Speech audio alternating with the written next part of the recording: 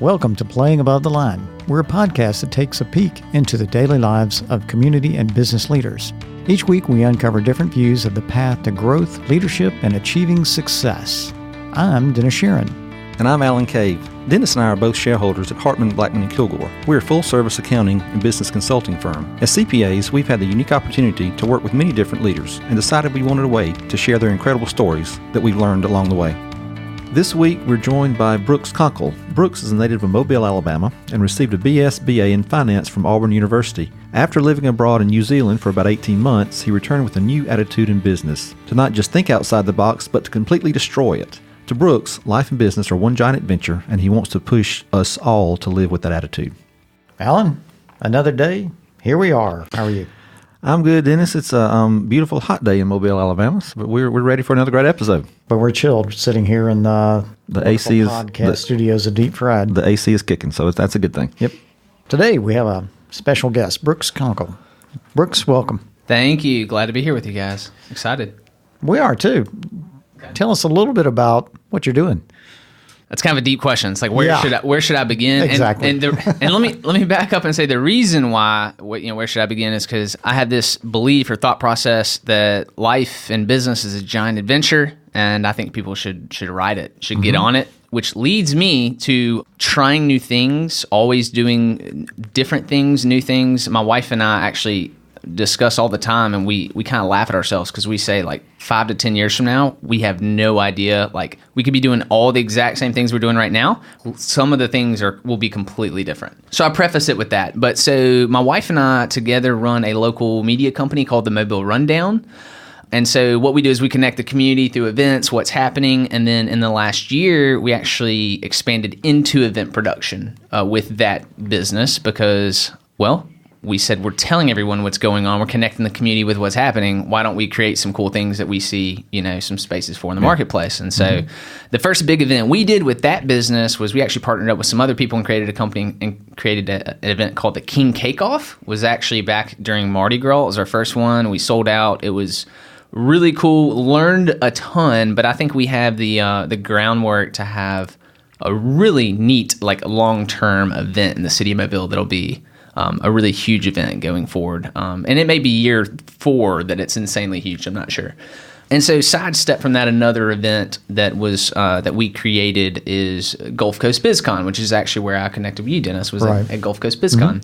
And so that was kind of a spinoff partially from that, but it's also its own business. I have another partner that I put that conference on, Brent McClure, that we created that conference. And so I guess I should start there and tell you that's kind of, the main things that I've got going on right now.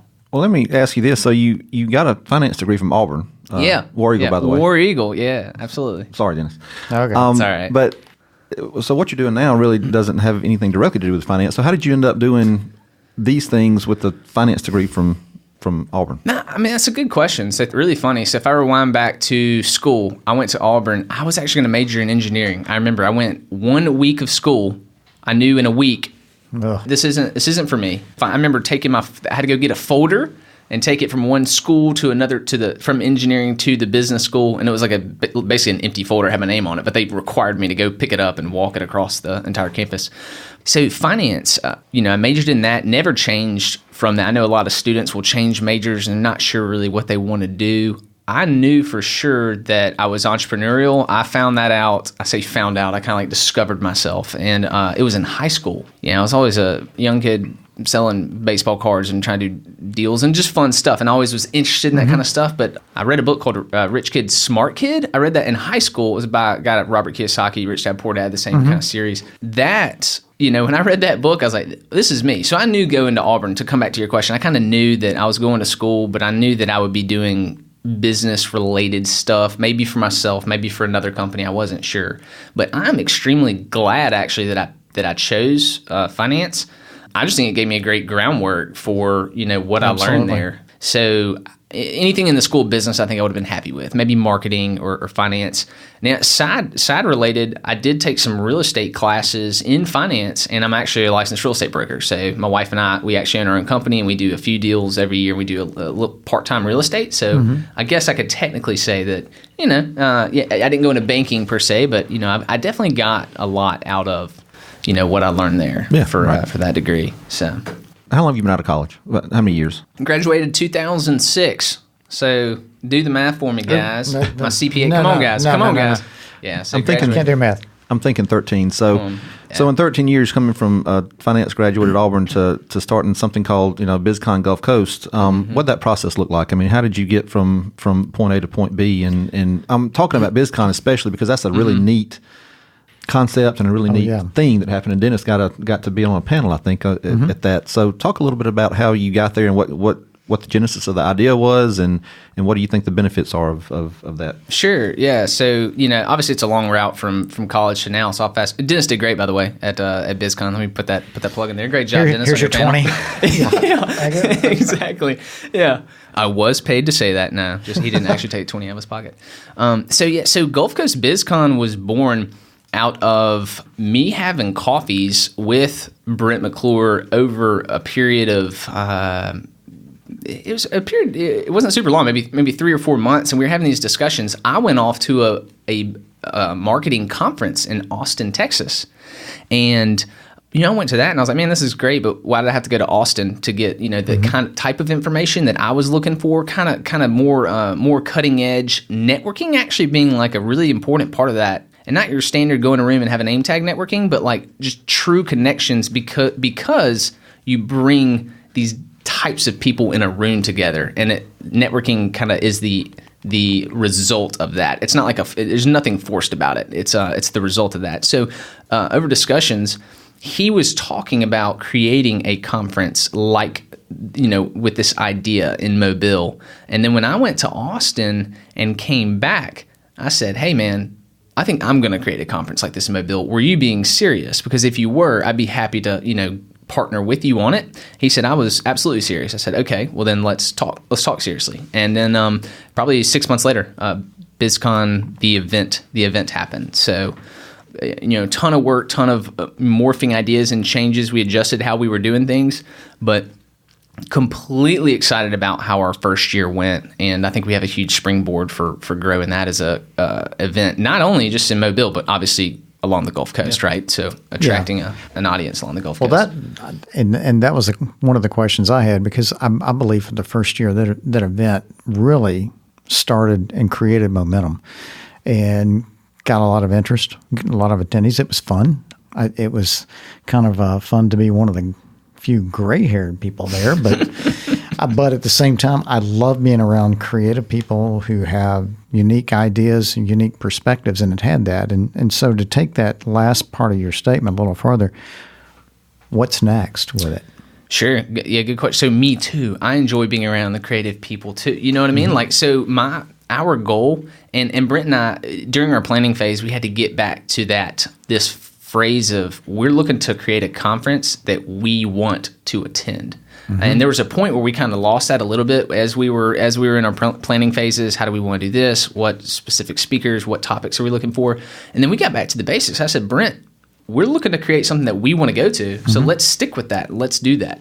So I think, what we're doing is year 2. We actually, I guess I'll go ahead and say this. We're actually launching we haven't publicly announced it yet, but we're going to do a 6-part speaker series here in Mobile. It's actually going to be hosted at the Container Yard. Okay. And so that'll be announced coming up soon. So we're excited about that. And that's a way to kind of obviously not have dead space between one year and the next, but to keep momentum and excitement up, some different topics. It'll also give us the time and energy and the ability to network and connect with more people and build momentum and excitement. But I think we're super excited with how year 1 went. We loved that we had panel discussions. We loved that there was open flow networking. I think I would even create some of the feedback that we got. We got a good bit of feedback from people, so we got some good stuff. I personally would like to even see the ability for a little bit more time for people to be able to naturally connect with each other. Not that we did a bad job at that. There was a huge lunch break where people got to make connections, and there were breaks. But I would like to even build that a little bit more, because I think as people get those breaks, they get to have those conversations and natural conversations that lead to like some real relationships about. And people can go point out. And that's something cool too, I think, about BizCon, is that, so the people that spoke on the panels, you could find them and go connect and just have a conversation. It wasn't like I flew X person in and they were Right, away here and from. then gone. Yep. Yeah, they were on the stage and then they're away. Right. That's not how we did it, and I would assume that we would try to keep that vibe because. Now, no matter where the speakers come from, I think we try to keep that vibe because I think it was really important. And I think people gravitated towards that, and they really liked it. If we look around the central Gulf Coast up into the state of Alabama, what's out there that's similar? So good question. So that's something that also we're doing, and I think it's pretty strategic on our part. So a few days after our conference, I drove over to New Orleans and went to something called the InnoConf, which was its first year because they had something called what was his name? I can't remember, but it just went to Canada, and it was a giant, like 25,000 person conference. It had grown to, huge. Wow. And so InnoConf had it was some people that were kind of jaded and kind of upset that conference had left. So I connected with the organizer of that and am in communication with him. So that's in New Orleans. There is a conference coming up I want to say it's in the fall. It's called Entrecon. It's in Pensacola. And I'm actually in communication with the organizers of that as well. And so what we're looking to do, and the three of us are kind of already getting along, we're looking to create synergy, right? So, hey, how can we help promote each other's conference? We're helping each other with speakers. I mean, she's already reached out to me and said, hey, I'm looking for speakers. Do you have any ideas? I said, hey, hop on our website, see who was on our panel, see who spoke. If you see anything that that attracts you, I'm happy to connect you, right? So I think those are some of the benefits, and I think that's going to be huge. I need to find more of those. There's the two for sure that I know of and that I have actually connected with. So if y'all know of more, or you hear of more, send them my way because I want to connect with them. So Sounds like an opportunity for expansion of BizCon. It does. Well, I'm looking forward to seeing what happens in year 2. So obviously you're a visionary and you're entrepreneurial in your spirit. You're passionate about what you do. Can you point to any one person or more than one person in your life that has had an influence on you as far as maybe a mentor or just someone who's shaped your view on business and how to be a visionary and that kind of thing? No. But well, I know. Next question. Next. No. I'm a self-made man. That's nothing wrong with that. I'll absolutely talk to that point. I think it's a combination of a lot of people, resources, events. Parents clearly shape you. Although my parents aren't entrepreneurial, I guess I can thank my high school girlfriend's dad for giving me that book, right? Because it kind of revealed to me that, hey, this is kind of who I am, and I didn't even necessarily know it at the time. I connected with people in college that were entrepreneurial, and I kind of gravitated to them. Today, it's there's books, there's people, it's you guys, it's podcasts. I mean, I listen. Video and voice is interesting now. I don't know, and that's technology. I know that's kind of like where the future's going. I mean, you guys are creating a podcast. I think it's insanely smart. So podcast is a huge way that I gather, information, and obviously, different business leaders and stuff. But yeah, there's not one specific, but I think it's a culmination of everything. And then my incredible wife, who's in business with me, who listens to my crazy ideas, and I tell her, I'm like, hey, I'm gonna have 100, and out of every 100 ideas, I may actually tackle a couple of them, or attempt and go for it. And it doesn't even mean that those couple are gonna be successful. And she loves me anyway, and I think it's incredible, and that's probably the biggest piece. Because if I didn't have that support system, then I'd be in trouble, right? Because I'd be a lone ranger in that relationship, so that'd be tough. Yeah, that's neat. So, Looking at your bio, I realized that you earned the honor of being an Eagle Scout. You're always an Eagle Scout; it never goes away. So, congratulations! Thank you. And tell me about your experience of becoming or earning the rank of Eagle Scout. I had a great experience overall in scouting. I think it taught me a lot. Guaranteed. I mean, it's helped me. I guess everything you do in life, right? Like shapes you and molds you into who you are, right? So clearly, I have the program to thank for part of whoever I am in the current time. So yeah, I think it's a great program. I had a great experience on the road to Eagle. I mentioned it to you before we started the show. My youngest son is an Eagle Scout. Earned it back in 2014. That's awesome. And to just watch him, I get to be the great spectator. I got to participate as he wanted, but to watch the experience and what it continues to do for him, And it is something to be appreciated and always be proud of discussing. I did not make Eagle Scout. I was a Star Scout, and that's where I ended up. But to the effort and the commitment, the learning and the development you got that you didn't realize. Yeah. Those some of the keys. Totally agree. Yeah, small percentage, only a small percentage, make it to Eagle Scout. Congrats to your son. That's incredible. Yeah. So on the other side of that, I was reading your bio, and it talked about don't just think outside the box, destroy the box. Yeah. That's my tagline. If you Google me, or you'll land on my website, and that's kind of like, it's a picture of me, and it's that exact quote's there. I started out saying life and business is one giant adventure, and I think that relates to that. It's not. It's everything that we do, and related to that, I used to think that the phrase life and business, whatever, it's like a roller coaster. I used to think that was kind of cliche, People like, oh gosh, here you go again. It's like a roller coaster. But then I actually started breaking that down within this last year. And I was like, holy smokes, man. It really is like a roller coaster. Like if you really think about your favorite roller coaster, you're anticipating. There's crazy excitement. Sometimes there's boring parts. If you do the roller coaster 10 times, you're like, all right, okay, whatever. When's the next part? Let's go on a different one. So there are literally all emotions in life. And so in that phrase, don't just think outside the box, completely destroy the box, I think is all of that, is the adventure of life and business, life being like a roller coaster. You're going to hit brick walls, you're going to have exciting times, you're going to have it all. And so that phrase is meant as much for me as anyone else. Don't just think outside the box, but destroy the box.